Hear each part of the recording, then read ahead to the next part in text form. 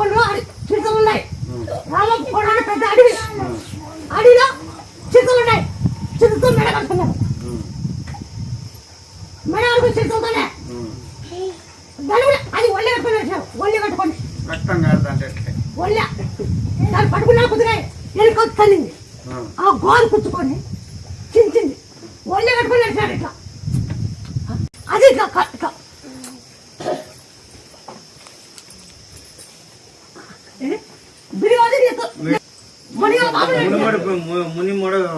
ఓ కాలు మీద పోయినా నీకు ఎవరైనా బరువు వేయకోకుండా ఓ కాలు మీద పోయినా